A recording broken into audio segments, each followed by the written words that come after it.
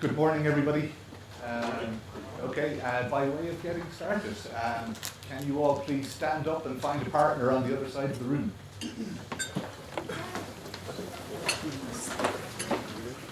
You will be returning to your seats, so you don't need to bring anything with you. Just find somebody to pair with on the other side of the room. So over the course of the next 90 minutes or thereabouts, we'll go through four major sections. One is we'll look at architecture in context. We'll take a look at we'll take a particular perspective on architecture. So there's a lot of definitions of architecture. I'll give you one that we'll use, a fairly basic one that we'll use for the purpose of this session. It won't be too controversial, I think. Then we'll take a look at a process called sense making and how we can apply that in the context of architecture and how architects can use sense making processes to make sense of not just the architecture, but of the work of architects and how architects are relating to other roles in the organization and how they're impacted by things that are going on in the organization. And we'll take a look at navigating complexity, and we'll use a particular framework called the Kineton framework. So all of this builds on each other. We'll move from understanding more about our architecture to making sense of our architecture and the surrounding context of the architecture to how do we actually navigate some complex challenges within that environment, whether they're specific architecture-related challenges or challenges related to the environment around our architecture. And then the final piece is we'll design some experiments around how to tackle complex problems.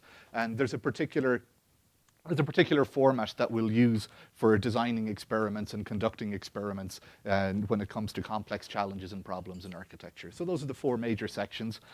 Most of the session will be interactive. You will be doing stuff. You will be standing up and doing things. If you have some reason why you're not able to stand up or anything like that, that's absolutely fine. You'll still be able to watch and observe the session. But if that doesn't line up with your expectations for today, this is a good time to rethink that. But these are basically the four major sections that we're going to be going through together over the course of the next hour and a half together. One thing I'll note as well is there's some posters along the wall. You will be working together to fill in some content on those posters, and feel free to take pictures and anything else you want to do with that.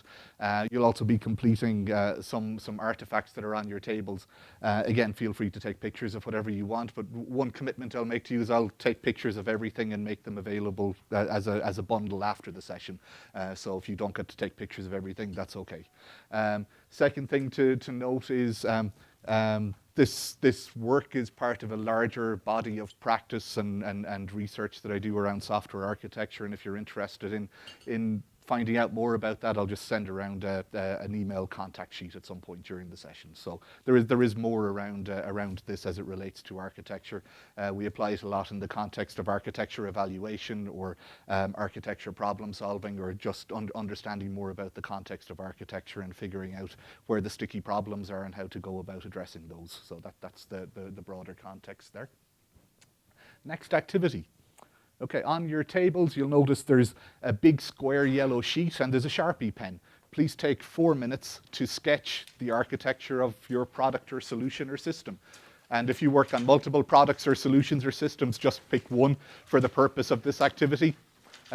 There's no prizes for artistic ability, but we will be building on whatever you draw for the rest of the session. We'll be basing the rest of the activities on the architecture that you choose to describe in the next few minutes.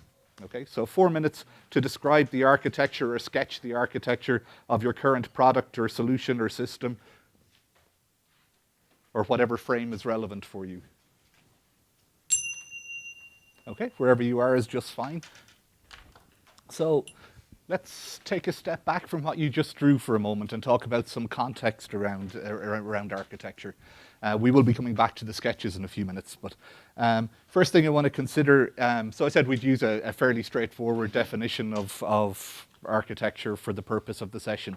And without getting into too much detail, one way that I like to think about and talk about architecture is that good architecture enables an effective flow of value or delivery of value to customers. It enables an effective development path for the organization. Does that make sense? So it enables, good architecture allows work to flow relatively smoothly throughout the organization. Okay, everybody Well, can we live with that definition for a little while? Yeah, okay. So, if we think about how we go about doing the work of architecture in our organizations, um, I like to use an analogy of traffic. So, if you think about leaving here this evening to go to the reception, or if you were going to a sporting event or a family gathering, which of those two sides of the freeway would you rather be on as you were going to that event? I think most of us can agree we'd rather be on the right-hand side as you're looking at it. Okay, so the left-hand side is far more congested. Things are moving slowly. The right-hand side, things are flowing a lot quicker. Right? We can all buy into that. Okay, and one saying around the one on the left basically is it's a freeway that's been relatively tightly packed, and if we think about it in terms of utilization, the freeway on the left has close to 100% utilization, and we know that a freeway at 100% utilization is effectively a parking lot. Nothing is really getting through. Now, if you're a project manager, or if you know a project manager, they might look at that same picture and say, well, that one on the left is not so bad, okay? There's a little space there. We could probably, it's not quite 100% utilization just yet. We can, there's another space over here. We can pack some more stuff in there. And over here, maybe we can get another half of a unit of work, whatever that is for us. But we know that that's a fallacy. And when it comes to creative design work, knowledge work like architecture, loading ourselves up to 100% capacity is a surefire recipe to slow down progress, and therefore slowing down the progress of the rest of the organization. So when it comes to thinking about this flow of work through the organization, it helps to think in terms of utilization, and let's not build let's not work to a point where we're loading ourselves up to 100% utilization. If you use something like this to track your work in your teams or organizations, anybody use something like this, Scrum boards or Kanban boards or some other type of visualization, we can fall victim to the same trap sometimes. It's tempting to look at that and say, well, we've got a development pipeline there. There's lots of space. We can cram more work in there. So, and here we can plan more work. But the more we do that, the more things are going to slow down and grind to a halt within our organizations. And one way to visualize that is to think of it in terms of queues or flow lanes. So the yellow there represents work in progress, and the green represents work completed. Blue represents work that's been, green represents value delivered to customers. Blue represents work that's been completed but not yet delivered to customers. So if we've got a continuous delivery pipeline, our work might not have quite made it through the pipeline yet to, if it's in that blue state, to be delivered to customers. Anybody use anything like this? It's a couple of people. Okay, it's called a cumulative flow diagram, and it's just a fairly straightforward way of representing the different states that our work goes through. So if we think of the different states that our architecture work goes through in our organization, it's useful to think about it sometimes in terms of flow states or queues, and look at where queues are building up. And we can see if that yellow state gets too wide, it's generally an indicator that we've got too much work in progress, and there are things slowing down the architecture work that we need to do. Does that make sense? Okay. So we won't spend too much time on the theory behind all of this, other than have it as a mental note in the background as we go through some other stuff related to solving complex problems within the organization. Generally, a lot of the complexity that we face can be visualized, or at least be hinted at through diagrams like this. These sorts of diagrams and this concept can be used to point to problems within the organization. And we'll talk a little more about that. Okay, for now, back to the next activity. Now, think about the architecture that you just drew, and imagine that you've got a friend that's thinking about joining your team at work, so working on the same product or system that you just sketched the architecture for. Think about a recent experience at work related to that architecture that's either frustrated you or delighted you. Okay? So think about how that architecture enables the flow of value to customers, and think of a recent experience that's either frustrated you or delighted you. Does that make sense so far? Okay. So we want to do two things with that experience. Imagine that you're meeting that friend for lunch or dinner, and you're going to talk to them about your team, your organization. Remember, this is your friend, somebody you care about. You're going to be pretty open with them about what life is like on your team. You're thinking of an experience that's frustrated or delighted you. What is it you're going to tell your friend? Okay, so think about two things. Think about the experience or the event that you'll tell your friend about, and just think about what would be a good title for that. So two things. On one of these large sticky notes, some people have orange ones, some people have green ones. On one, everybody should have two of them. Take one of them and write down what it is you're going to tell your friend. And you can use words, you can use bullet points, you can sketch something, but capture the essence of what it is you're going to tell your friend and give it a title. Imagine it's a newspaper headline or a hashtag in Twitter or something like that. Give it a title. So what is it that you're going to tell your friend, and give it a title. And let's take 3 minutes on that. Okay, so again, if you're finishing up your experience, that's fine. I'll move on with a couple of other topic areas, and we'll get to how do we start to make sense of these stories, and how do we relate them to our architecture. But first, think about, in general terms, how do we make meaning of things as humans? If you're in a design session where you're creating an architecture for a new product or a new solution, you're trying to understand customer needs, you're trying to understand the technology environment, you're trying to bring your experience to bear with a bunch of other people on the team to come up with a solution. Just imagine the sort of interaction and conversations that take place during an architecture design session like that. Just as an example of, and it's an example of any sort of human interaction. There are 4 stages that we go through. If I'm trying to convey a message to you or trying to convince you of something related to an architecture decision that we need to make, if I'm the one doing the talking, you'll go through basically 4 stages of trying to make sense of what it is that I'm saying. There's some intake where you take in what I'm saying. There's a stage of making meaning or applying meaning to what it is I'm saying. You'll attach some significance based on your internal filters and your experience, and then you'll decide how to respond. You might agree with me, you might disagree with me. We might get into a discussion around compromising on where the architecture needs to go, but you'll decide what your response is based on all of those things. Does that make sense? Okay, so that model on the top there is basically, it's a representation of what's called the SATURN interaction model, and it's been popularized in software engineering circles by Jerry Weinberg and others, but particularly Jerry's written about it quite a lot. The model on the bottom is a variation on that. It's called an adaptive action cycle. When we encounter a problem, we first try to understand, well, what is this problem? What is it that we're facing? So what? Why is it significant? And then now what? What are we going to do about it? And that adaptive action cycle complements the SATURN model in that it helps us to, through some very simple questions, it helps us to start to figure out how we're going to respond in complex and uncertain situations. So we'll come back to that in a little while.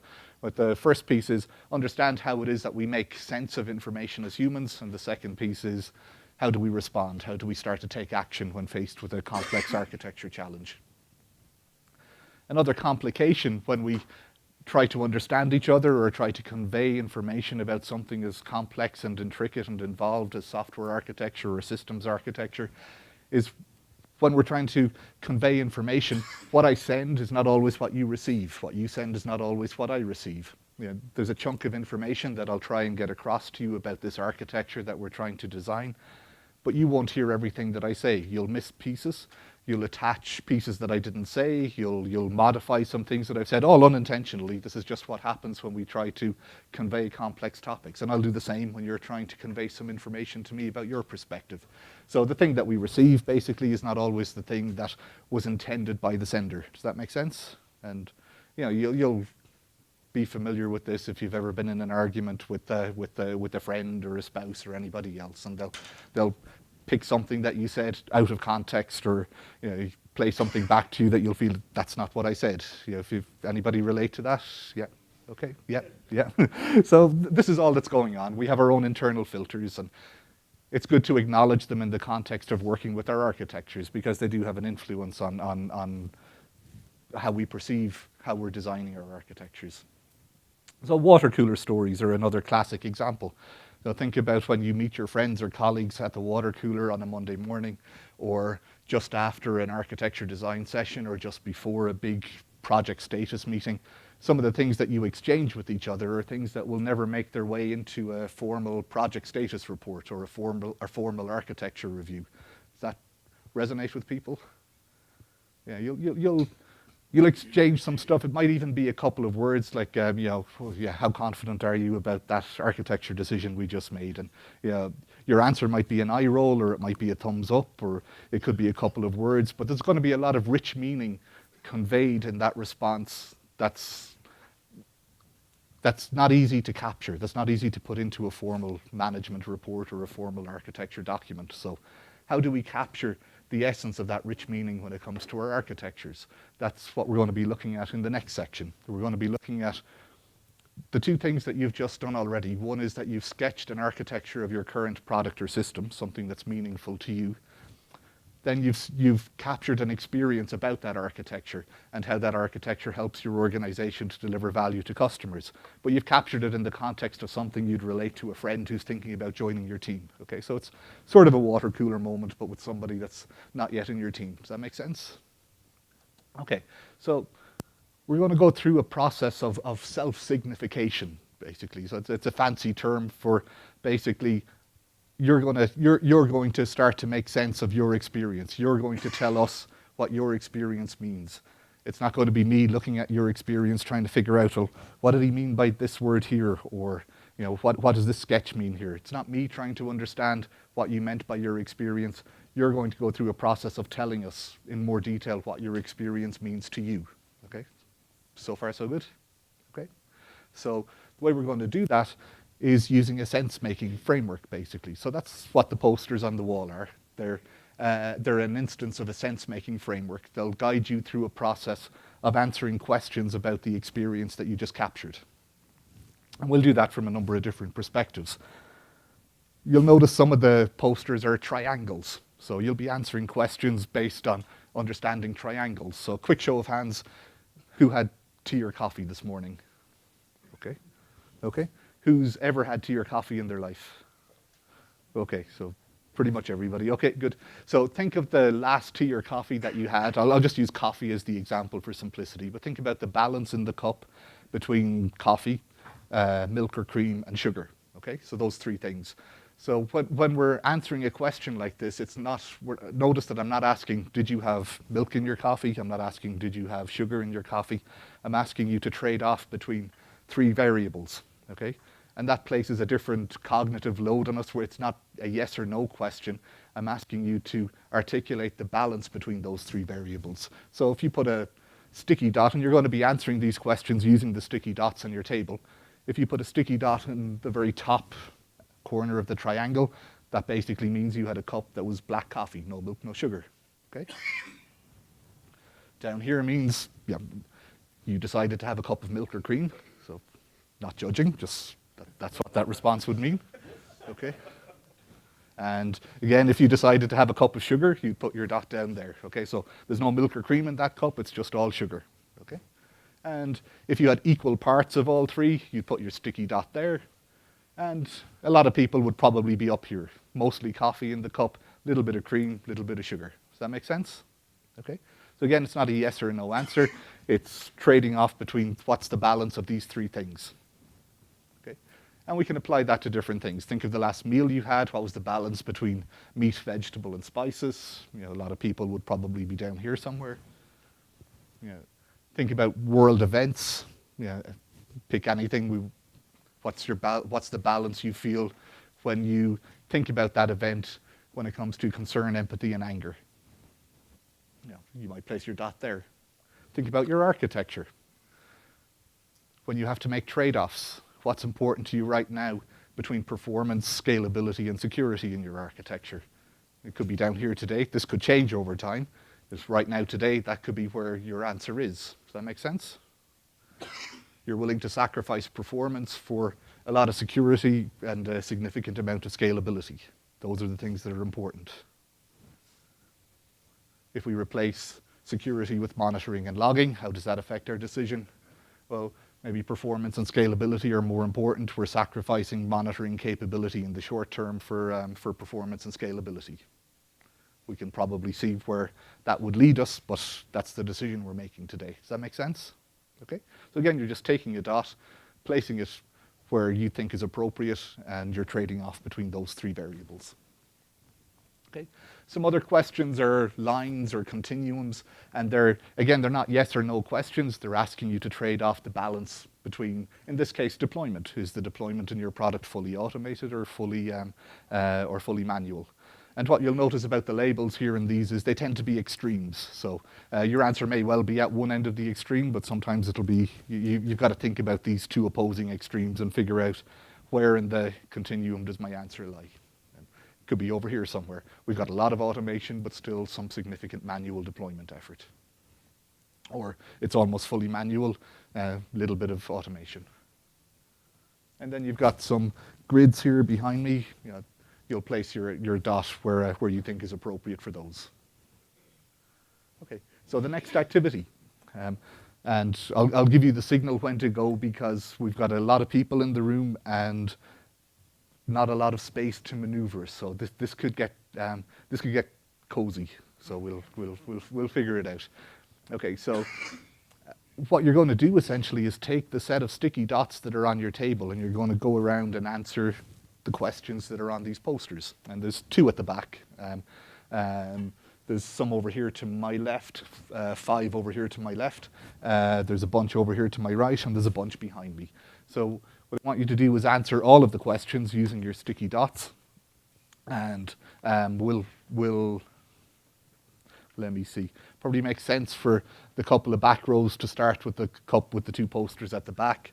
For you guys to start on this side and for you guys to start on this side. Yeah, there's going to be some bumping, so be aware of your surroundings and of each other. But we're going to try and answer all of these questions in 9 minutes. Okay? Okay? So don't overthink your responses. Just go with your gut feeling. Place the dot wherever you think is appropriate, and let's sync up in 9 minutes. All right. Okay. So one thing to notice, well, what do you notice about these posters? Yeah. Yeah, some clusters, some trending. And effectively what's happening is patterns are building up from the data that you're providing, okay? So we started off sketching an architecture. We talked about some experiences or stories related to that architecture. And based on those stories about your architecture, you started to build up some patterns. Okay, now imagine if we were all part of one team in one organization, this would have some significant meaning about one architecture or one product maybe. Let's hold that for a moment. This is going to be useful in either context. There are some patterns building up that are representative of multiple architectures, multiple products and systems represented in the room here. Let's see. Can you guys see enough of the patterns for me to point at? Yeah, okay. If anybody feels like they need to move closer, please feel free to do that. But I'm going to point out a few of these patterns, and one that just caught my eye here. No particular reason why, other than the pattern itself is very consistent. I'll hold it up so you guys can see it. Okay. So again, given the diversity in the room of all of the different products and architectures and systems and companies that we're dealing with, there's an obvious pattern there.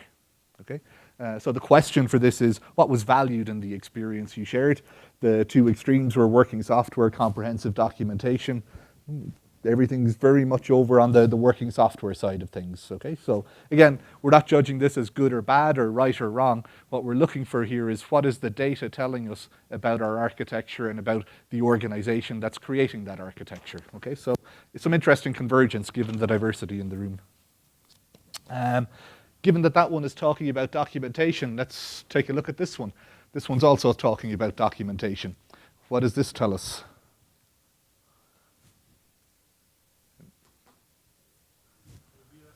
Yeah. So the question is, architecture documentation in this experience was what? And the extremes here are too much, too little, unhelpful, helpful. Yeah. Yeah. Yeah. Never enough of it. And there's an interesting pattern there that what we do have is helpful, but certainly not enough of it, right? Okay. And again, given the diversity in the room, that's an interesting pattern.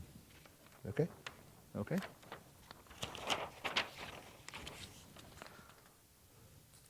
Okay, so sometimes I'd get you to go through another round of this. I'm not going to do it today, just because with the configuration of the room and everything, it would just take us too long. But what I would do is, just so you're aware, I gave you 3 minutes to describe an experience and 9 minutes to answer questions based on that experience. That's about 12 minutes. If we were to do a second round, I would give you 6 minutes total and say, describe a second experience related to a challenge that your team solved, and go answer the questions. So you can see as you repeat this, it gets much faster. You know, first time through, you're getting used to the process.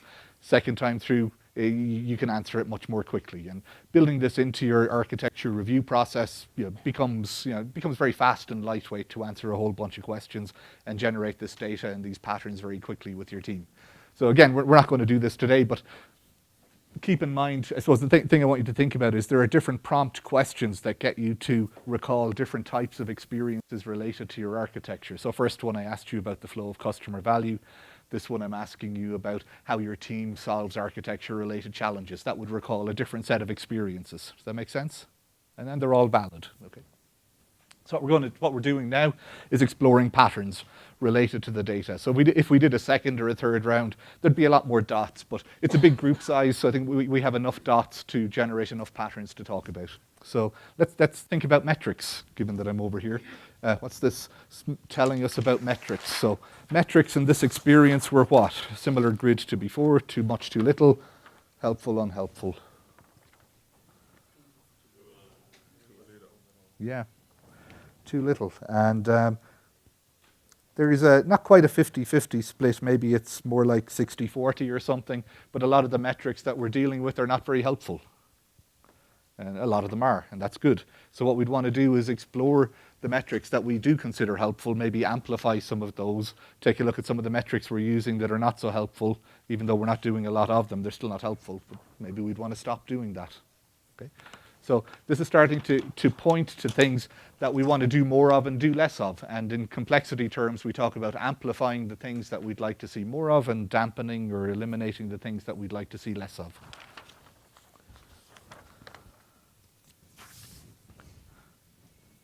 I'm going to take a look at some of these over here. And yeah, completely optional. I'll do my best to take the posters off and bring them around so that you guys can see them. But if you want to stand up and come closer, that's okay too, whatever works for you guys. Yeah, not surprising given that we're at the SATURN conference. What is your role? Predominantly architects, some engineers. I've got a couple of managers and executives, a couple of product managers, and a couple of other. I'm curious what the other is, if you want to share. Various responsibilities that aren't necessarily related to either of those things. Yeah. Yep. Yep. Gathering information, research stuff. Good. Thank you. Okay. What's the feeling behind this experience? So we don't often think about our architecture as something we have feelings towards, or even though we definitely do have feelings towards it, or we don't often bring those discussions of our feelings towards our architecture into our review sessions. This gives us a fairly straightforward way to start to do that. So if we think about the experiences that you would relate to your friend,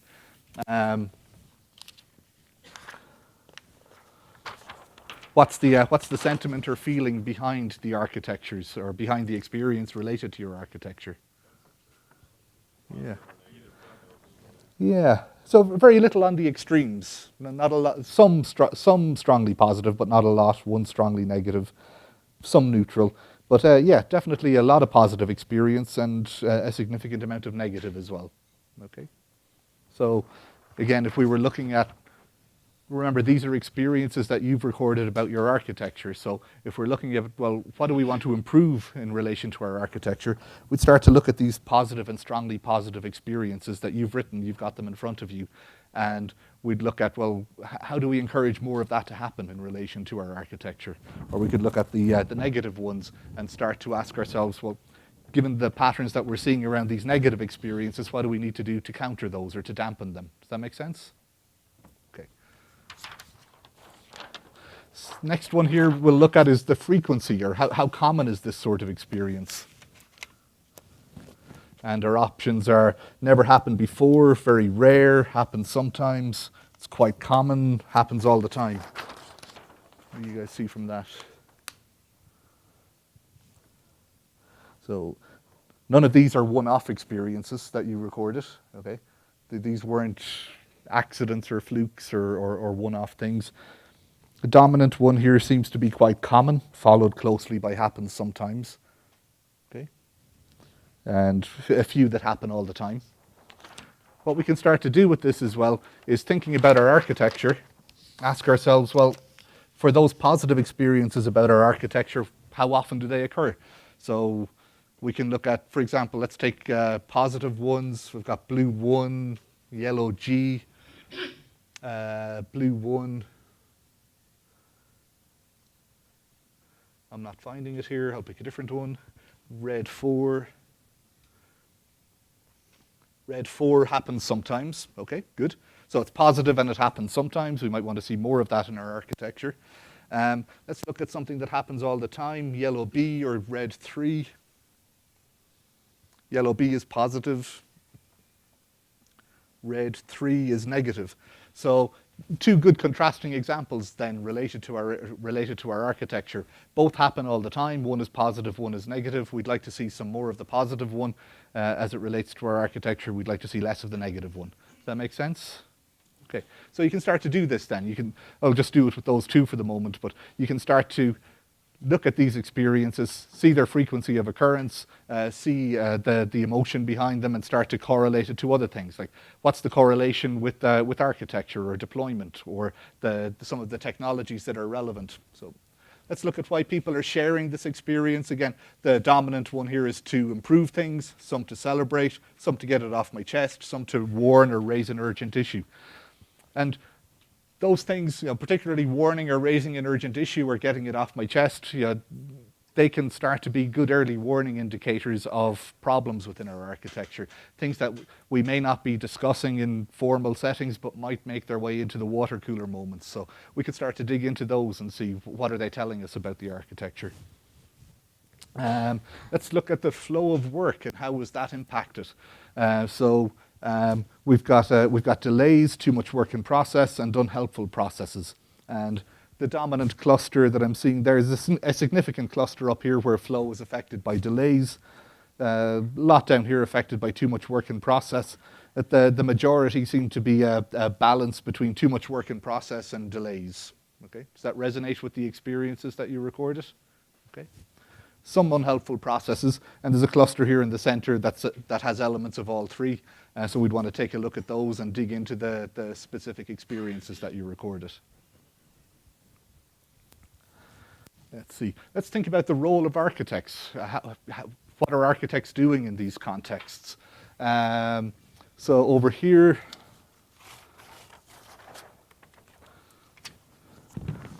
we've got the role of the architect. What's the balance between the architect being a coach or a mentor for other people, between being a subject matter expert and being a programmer or a developer or doing programming or development? Okay. What's that telling you? Yeah. There's a healthy cluster right in the center where they're doing all three. There's a couple of examples where they're predominantly doing development work. There's a couple of examples where they're predominantly being called on as a subject matter expert. But overall, yeah, that's a useful pattern right in the center there. Tells us there's a balance there. There's some stuff over here where there being a balance between a coach or a mentor and a subject matter expert, but not doing any hands-on development. Again, that's not good or bad or right or wrong. That's for you to decide in the context of your architecture. What do you want to see there? Do you want to see your architects do more hands-on development work as well as being a coach or a mentor? The pattern there is they're not doing so much of that. Okay, does that make sense?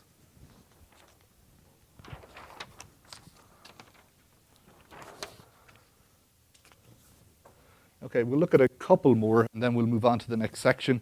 What was a key driver in the experience you shared? Again, cost, features and content, revenue. There's a cluster down here where the dominant factor or driver in the experience was related to features and content. Okay, so there might be a lot of architecture work that we need to do, but the key driver is how does this relate to features and content and delivery. Cost is a big factor in a lot of cases. There's a big blank area around revenue, so there were very few, if any, examples where revenue is a key driver in the experiences that we shared. Sometimes that can be a factor if we just captured one experience. Sometimes it can be a trend over time.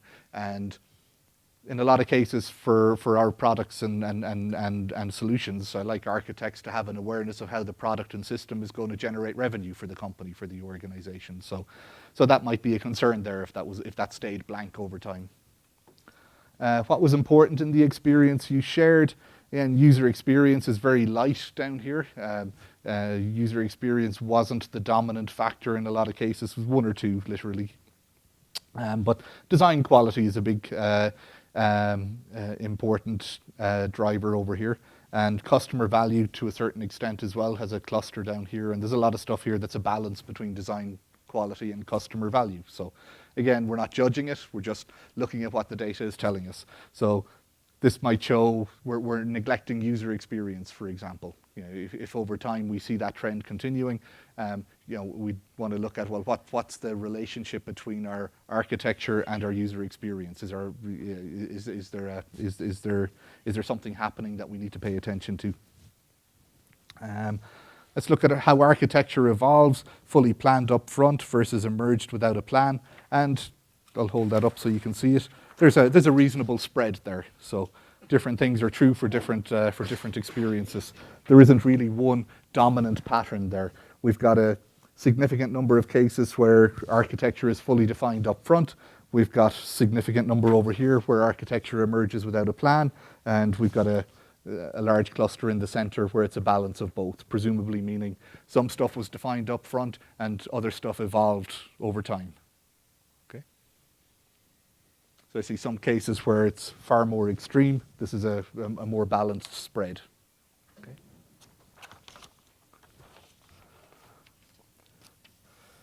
Okay, what questions do you have about this before we move on?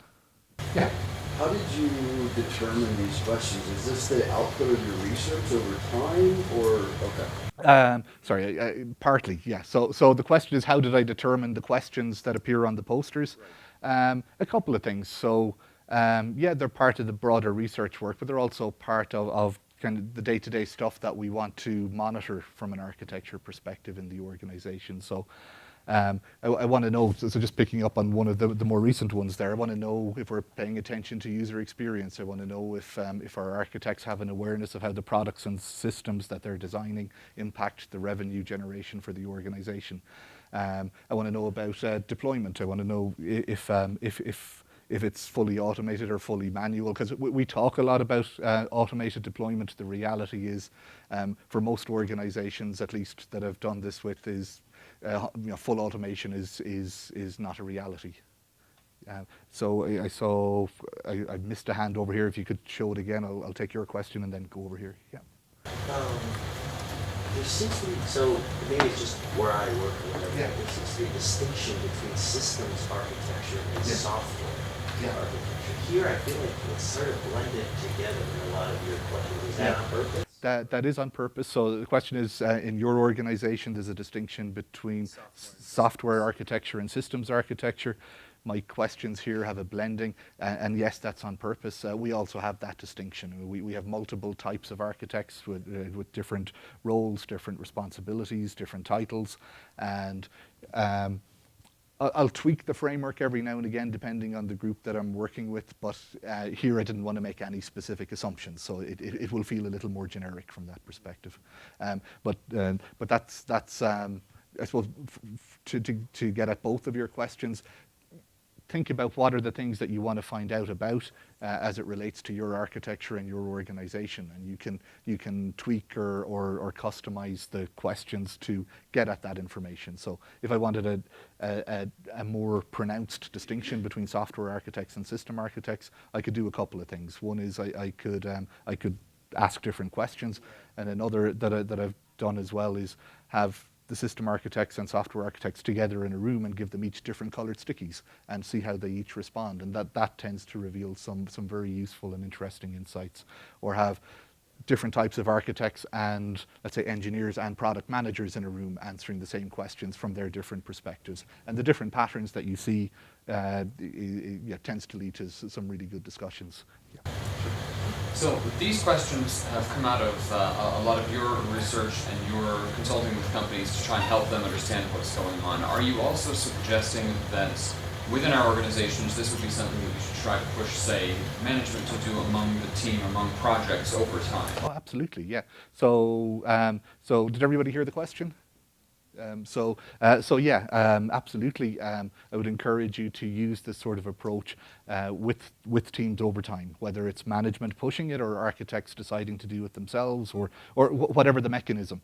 But doing it with the same team, let's say 3 months apart, shows you how patterns are shifting as well. So doing it once like this and maybe capturing a few experiences will show you some gaps or some strong points, some gaps that you want to address or some strong points that you want to amplify. Then you'll take some action. We'll get into that section next. How do we take some action based on all of this? But then you want to see how are these patterns shifting over time. So building it into architecture reviews or retrospectives or project post-mortems, whatever vehicle your organization uses is a useful thing to do. Yeah. Can you replace this experience with online surveys? You can send surveys and Absolutely. So the question is, can we replace this paper stuff with the dots with an online tool? And yeah, we have exactly that. So just to be clear, I'm not an external consultant. I work full time for an organization, and we've developed some internal tooling that allows you to do all of this, placing dots and triangles and all of that sort of stuff. And we create Tableau dashboards from the analysis and all of that sort of stuff. The key thing is getting the process right. And you can use tooling to support that, and the fundamental concepts of the triangles and the sense making and some of the other stuff that I'll show you is from a company called Cognitive Edge. What I've done is taken their stuff and apply it to the context of architecture and software engineering and develop some stuff around that. But they have some tooling available to support it that we license, and there's other tooling that we've developed ourselves. So short answer is yes, and we have teams around the world that we can't always do it in person, so we get them to use the online tools. Yeah. How did you pick these questions? I mean, how do we come up with context-sensitive questions that would be relevant for our organization? Yeah. So question again is, how did I pick these questions? How do we come up with questions that are relevant for our organization?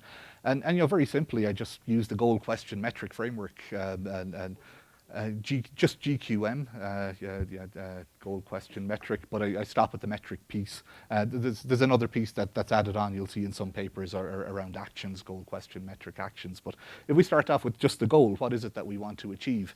There's very often some specific things, like we want, we might have a specific challenge with product or system quality in the field, and we'll want to understand how is architecture contributing to that, or how is architecture going to contribute to the solution of that? Do we need to do architecture refactoring or something like that? So if that's our goal, then that will lead to some questions, and those questions then will make their way into these sorts of signifiers, triads, dyads, and other elements.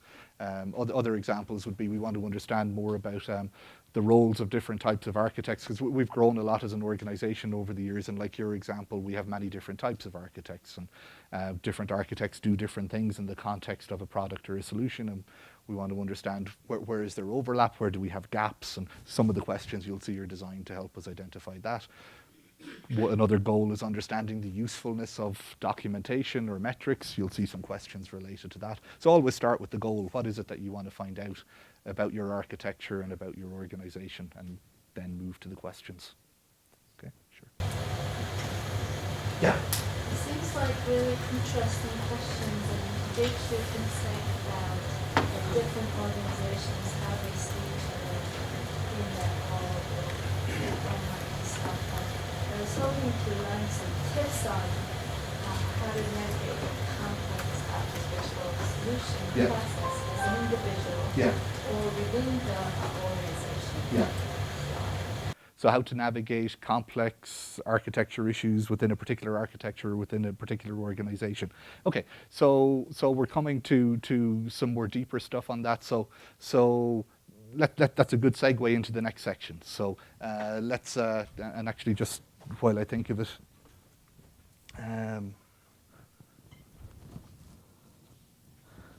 I mentioned earlier, if you're interested in finding out more about this work and this research, or you just want a copy of the PDF of all of the posters and everything, I'll send this around. Just put your name and email address on this, and I'll make sure you get a copy and some further updates. But first thing about that, so we want to be able to navigate the complexity within our organization. The first thing is we need to understand the context that we're in order to take appropriate action. So what is complex in our organization? Let's take a look at that. So we're going to use a framework to answer that question. It's a framework called the Kineton framework, created by a guy called Dave Snowden, who owns the Cognitive Edge company that I referenced earlier. Anybody come across the Kineton framework before? Okay, cool. Okay, a couple of people, great. Okay, so let's take a step back for a second and think there are different types of systems or different types of architectures. So this applies equally to the architectures we create as it does to the organizations we're part of that create those architectures. We can have fragile systems, if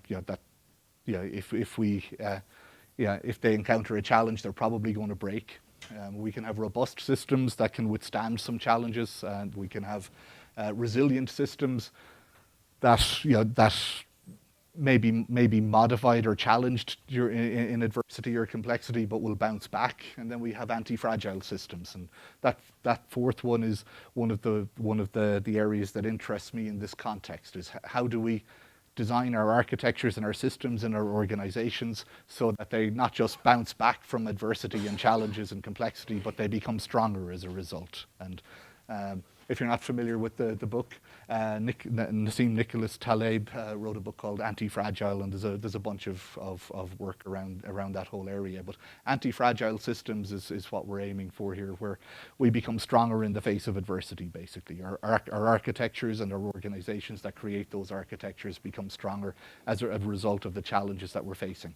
But first we need to understand what those challenges are. And very often just asking somebody what are our challenges with regards to our architecture is not going to give us the insights that we need. So that's why we start with a process like this. We're looking for the blind spots in our architecture, in our organization, the stuff that maybe some people know about inherently, but we're not talking about openly. So this sense-making process takes us through a process of getting at some of the outliers or some of the patterns that are there in our architecture and our organization, and it does that from just a very objective perspective. So these dots were placed by you. You answered these questions from your perspective. What we see then is a collection of patterns for our architecture and our organization that builds up through a collection of those responses. And so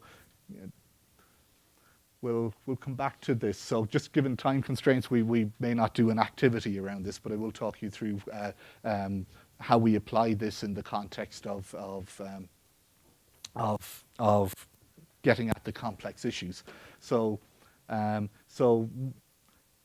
what we'll do is, rather than create some new posters, what we'll do is just get you to talk to each other for a moment. So imagine this just for a moment, or don't imagine, but actually relate it to your architecture, your product and system. For that's the perspective from which you answered these questions. So look at this and imagine that all of the other responses are also from your product or system. So the patterns that have built up here are about your architecture, your product, your system, your organization. Yeah. Think about some challenges that this might pose for you. So for example, is the lack of focus on user experience a problem?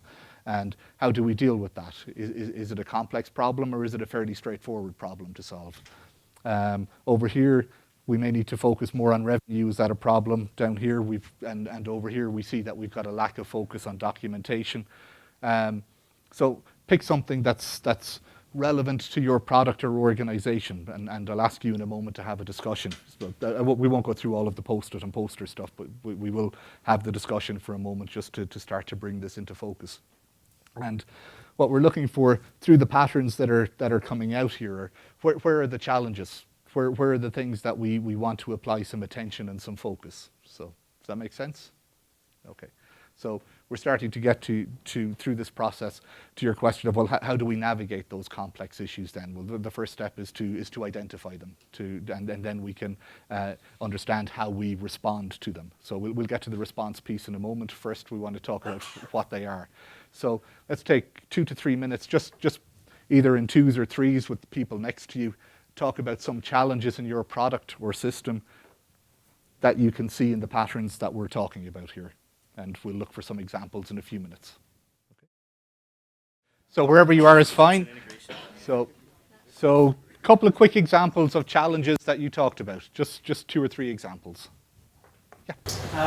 We have very manual deployments, so there's no continuous integration deployment. So for instance, a dozen lines of business within a company, all wanting products deployed at the same time by a team. There's a lot of backing up and queuing and then the manual work of actually doing that. Yeah. So very manual deployments, multiple lines of business, a lot of pressure. Yeah. Okay. Yeah. So this may be relevant for many others as well. On that first triangle in that corner, the user experience portion is missing.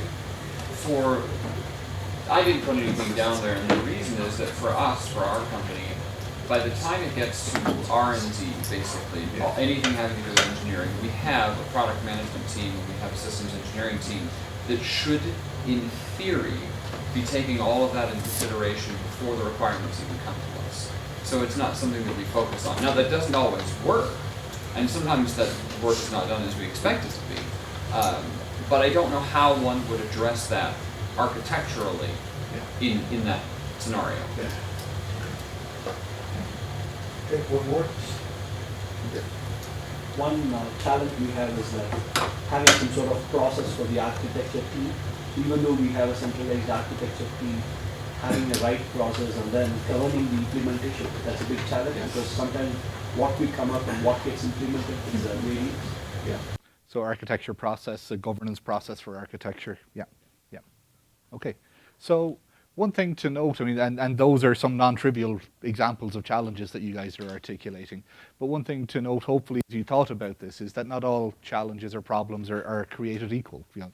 So how you go about tackling them should vary and is going to vary. So one framework that I like to use in understanding what is the nature of the problem that we're facing, and then therefore, what action should we take based on that is the Kineton framework that I mentioned earlier. So it's a constraint-based model that has 5 domains, basically. First domain is called obvious, complicated, complex, and chaotic. And the one in the middle that isn't labeled, the red splotchy bit, is called disorder. So 5 domains, obvious, complicated, complex, and chaotic. And the one in the middle is disorder. So the next step in understanding what to do with the challenges that we're identifying through this process of sense making is to map them to one of these domains. So some of our challenges will map to the obvious domain, some will map to complicated, some will map to complex, some to chaotic, some will map to disorder. To understand how to map them to those domains, it helps if we have a little more context around what those domains mean. And a very simple definition just to get you thinking about this. The slides will be available afterwards, and there's a couple of more slides with more detail. But think about the obvious domain as the types of problems or challenges that we're familiar with. We come across this challenge, we can categorize it quickly as one of these. We know how to deal with it, it's just a matter of getting on with it and solving it. Does that make sense? Yeah, okay, so they're obvious problems, and there's probably not much disagreement in your team about how to go about solving it. Complicated is a little different. Complicated problems have multiple possible solutions. With the obvious problems, there's generally a best practice, and this is the domain of best practices.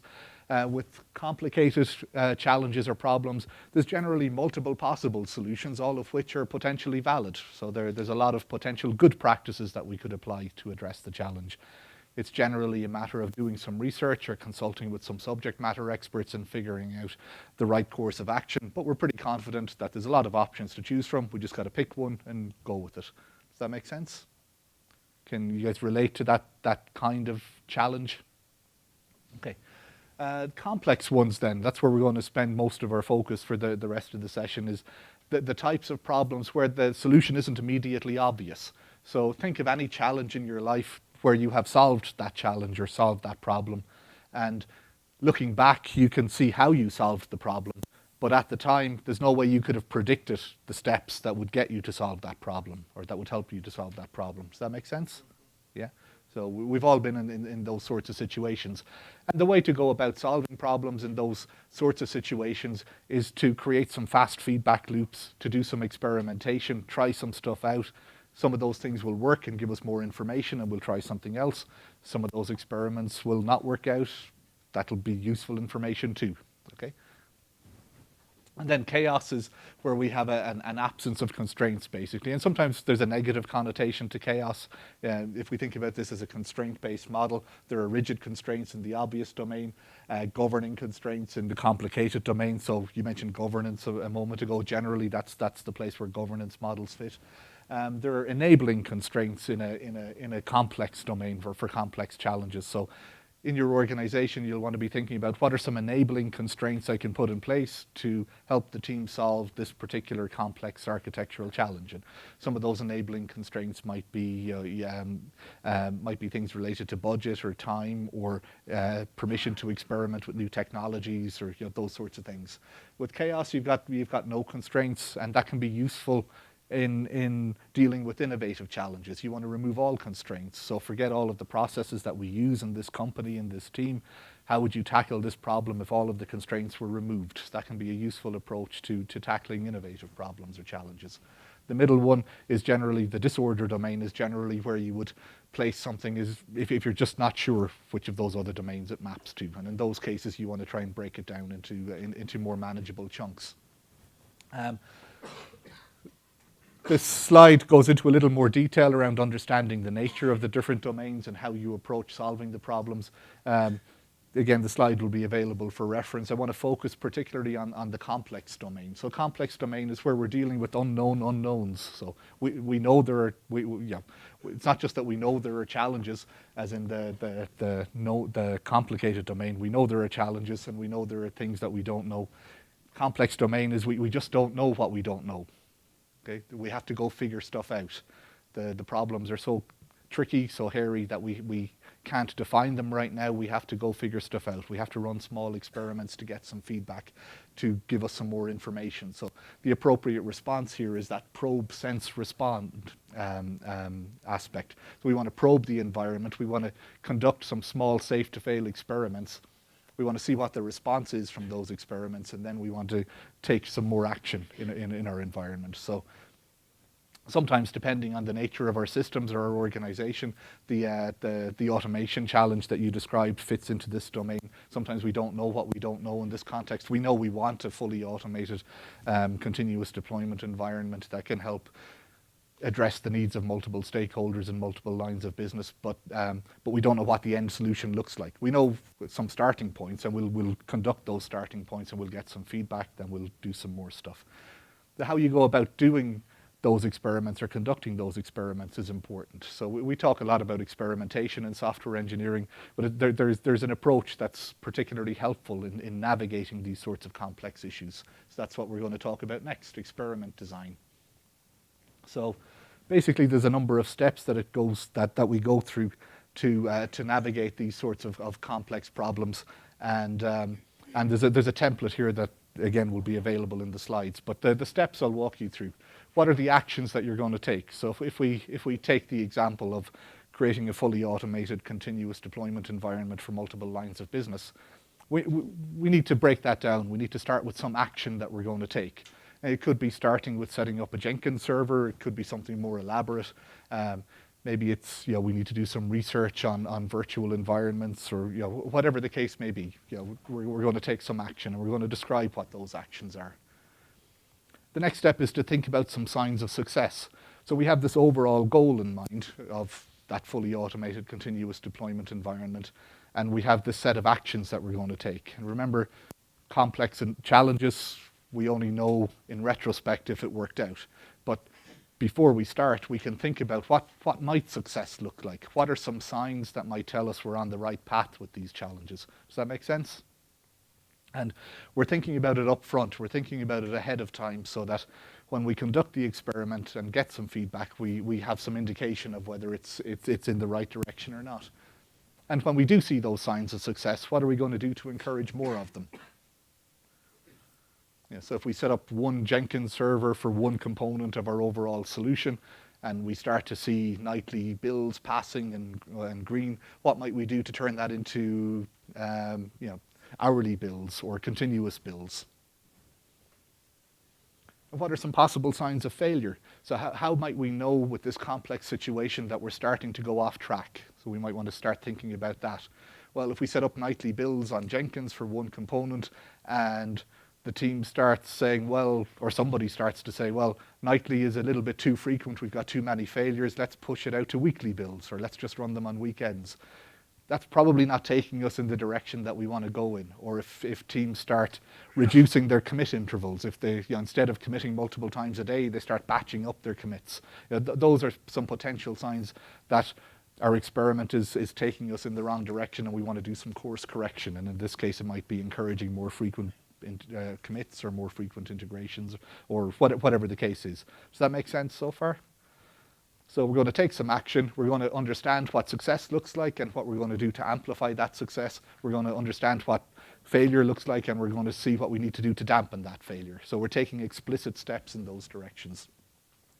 And we're going to be very articulate about how this experiment supports our overall objectives. So Jenkins may not even end up being our final solution for our system, but it's going to get us started. It's going to get us into the habit of doing frequent commits. It's going to get us into the habit of continuous integration and more regular builds and all of that sort of stuff. So it is coherent with our overall objective of continuous deployment. Okay, and we need to be able to understand that up front because it's only an experiment if we're starting off with a hypothesis. This is our hypothesis. We can't retroactively call a bunch of actions an experiment if we didn't really have a hypothesis about how it was going to turn out. So all that this is doing is giving you a structure for your experiment in your complex environments. You wouldn't do this with obvious challenges. You wouldn't do it with complicated because it's not appropriate. This is specifically for the complex challenges. And what you would do is build up a set of these experiments or a portfolio of these experiments and have multiple experiments running at the same time. And you want the feedback from these experiments to be short. You want experiments that can run in the space of days to weeks, not 6-month experiments. This should be something that you can get some feedback on in a few days or at the most a couple of weeks. Okay. And that's a template that describes exactly the same thing that I just described. It just puts it into a different template, or sorry, a particular structure.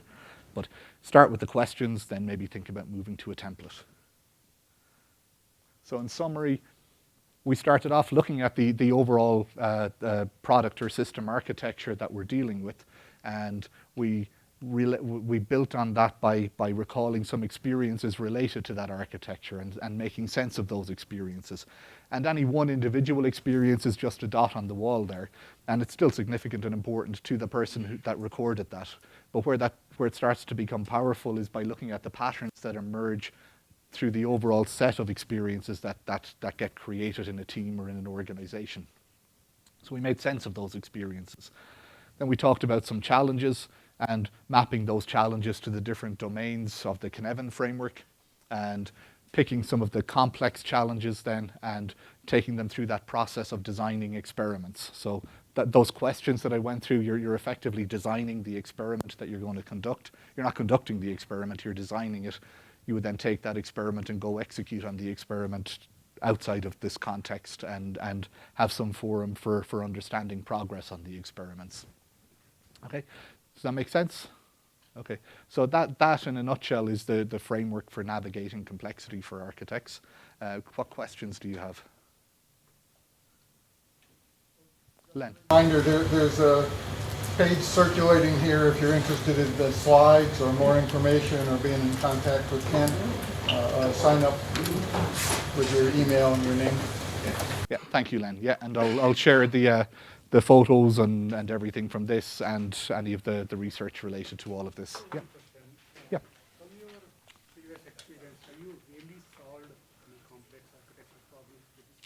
Yeah, absolutely, yeah.